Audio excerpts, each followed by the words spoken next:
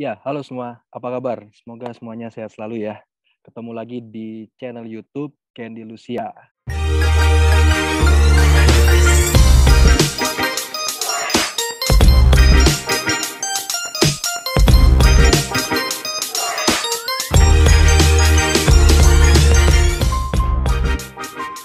Oke, hari ini kita akan bahas satu topik yang sebenarnya udah cukup sering didengar kayak gitu ya. Tapi di pembahasan YouTube-nya kami belum pernah membahas hal ini. Hari ini kita akan bahas sedikit tentang toxic productivity gitu. Oke, sebelum saya bahas tentang toxic productivity ini saya coba balik dulu ke konsepnya karena sekarang ini kan banyak banget ya istilah yang aneh-aneh, bahasa slang lah istilahnya kan kayak gitu ya. Misalnya baper, kepo, santuy, mager.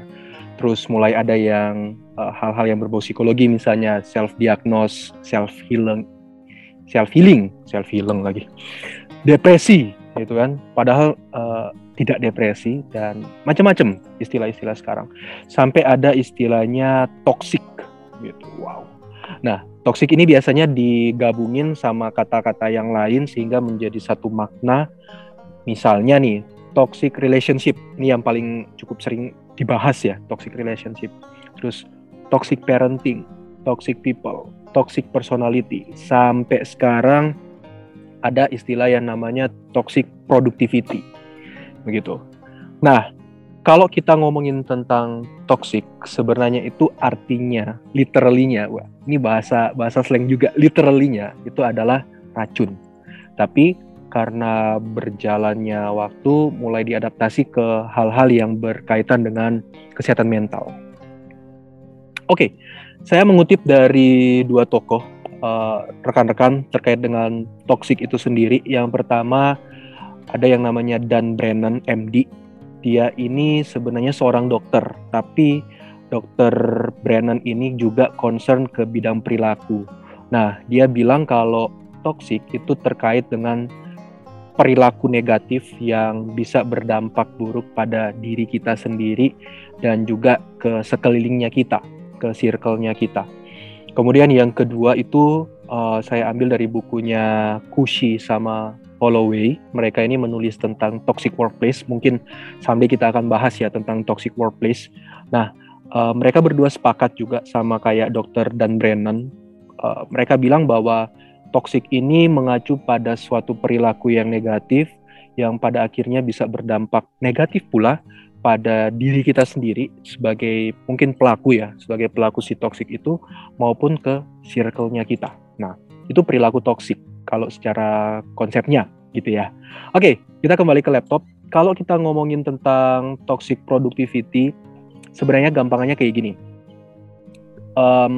Pernah nggak kita ngerasa kayak sibuk banget sampai kita kewalahan, sampai kita benar-benar merasa wah hektik banget kayak gitu.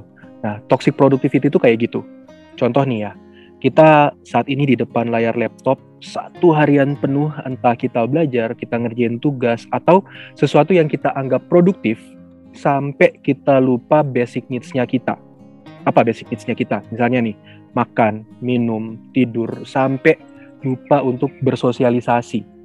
Atau misalnya kayak gini nih, kita terlalu sibuk berorganisasi, gitu kan?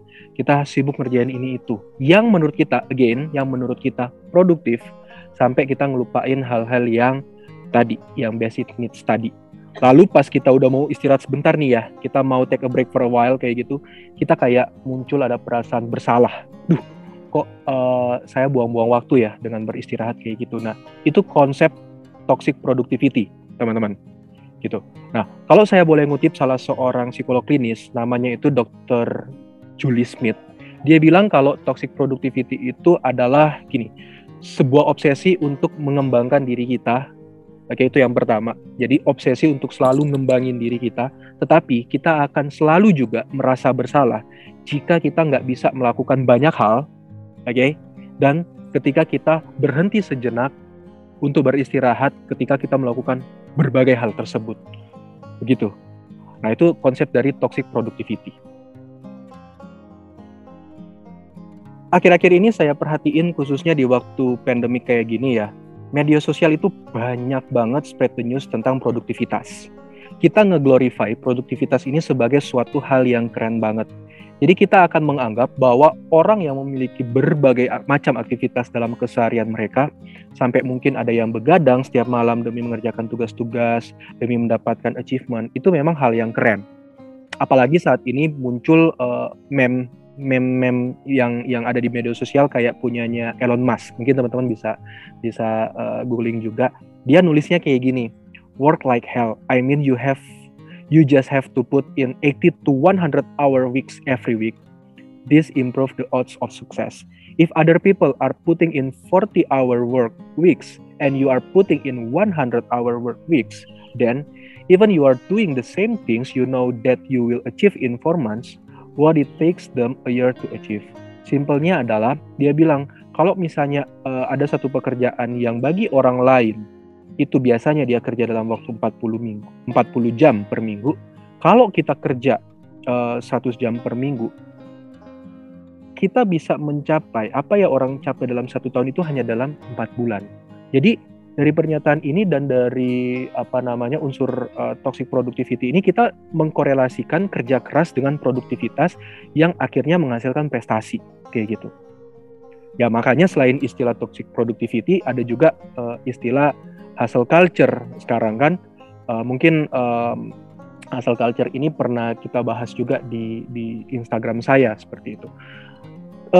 Sebenarnya nggak salah sih kalau kita memang ingin produktif. Dan memang benar, saya juga percaya bahwa kerja keras itu berbanding lurus dengan achievement. Kerja keras itu akan menghasilkan prestasi. Itu yang saya yakini juga.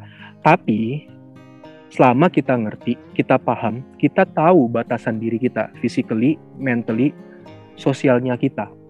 Selama kita bisa paham ketiga hal ini dan kita bisa tetap produktif dengan tetap memaintain 3 hal ini, yaitu produktif. Tapi ketika 3 hal ini nggak bisa kita maintain, ya berarti itu akan mengarah pada toxic productivity.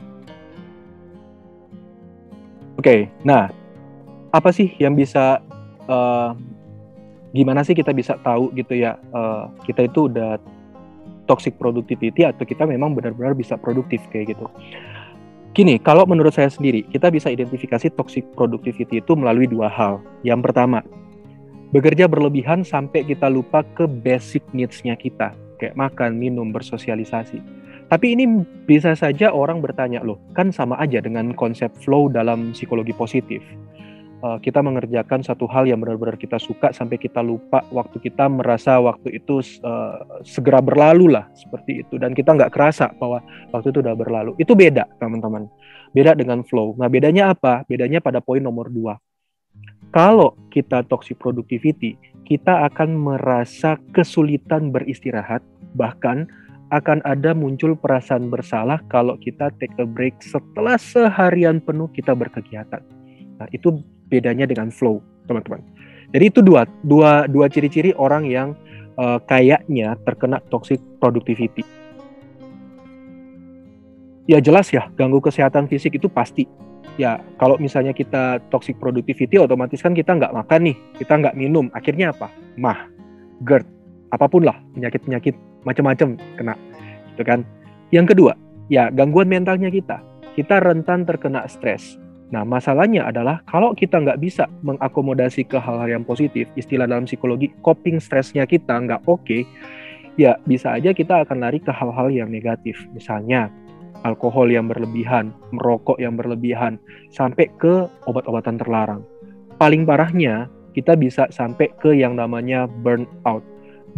Burnout ini lebih dari stres. Kalau istilah saya, ya kita habis baterai lah, kayak gitu.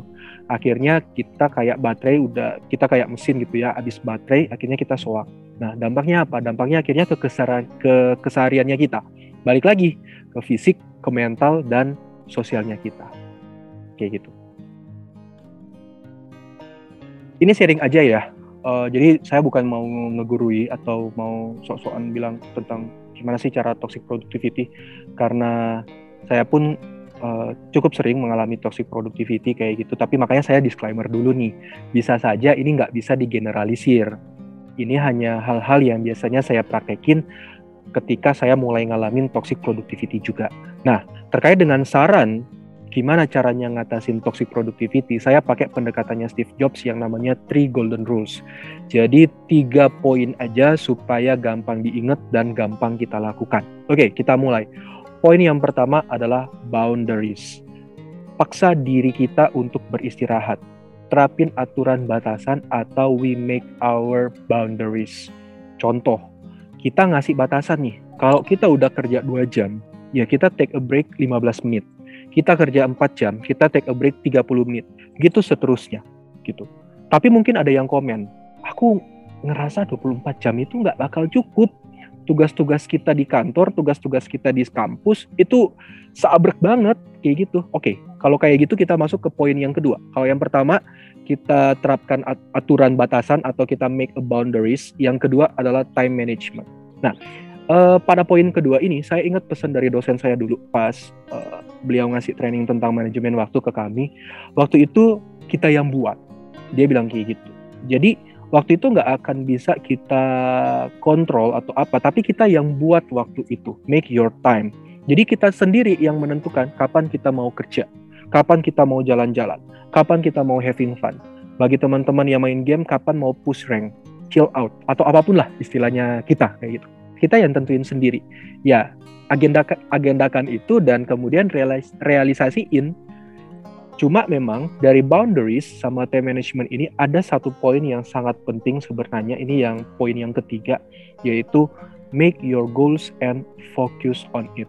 Ini poin paling gampang diucap. Lumayan untuk dirancang, tapi susahnya minta ampun untuk realisasiin. Gini, contohnya, kita gampang bikin goals-nya kita. Contoh nih, lulus 3,5 tahun dengan IPK sekian. Usia 25 tahun jadi manajer. Kita gampang nentuin goals-nya kita. Lumayan juga kita ngerancang goals-nya kita itu. Contohnya kayak gini. Kita goals-nya itu kita tentuin 3,5 tahun dengan IPK sekian. Maka aku harus belajar ini. Aku harus kayak gini.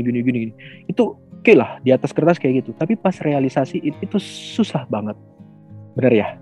Tapi dari berbagai penelitian mengenai self-improvement, supaya kita benar-benar bisa produktif banget, bukan yang toxic, yaitu memang segala sesuatu tindakan kita harus punya goals yang realistis.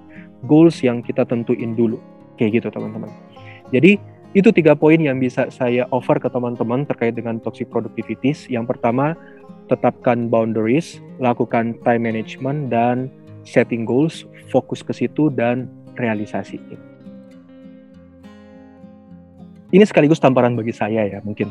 Woi, jangan toxic productivity, Candy, kayak gitu. Gini, bilang ke diri kita sendiri, keinginan untuk menjadi versi terbaik dari diriku, the best of me, dengan melakukan sesuatu yang produktif adalah hal yang sangat wajar. Gak ada yang salah dari kita menjadi produktif, teman-teman. Apalagi di masa pandemik seperti sekarang yang seakan menjadi produktif adalah suatu keharusan. Namun aku sebagai individu memiliki batasan. Jangan sampai apa yang aku harapkan berdampak baik, malah berdampak sebaliknya bagi diriku. Istirahat yang cukup, makan dan minum teratur, bersosialisasilah, dan enjoy your life. Because you are only life once. Always grateful.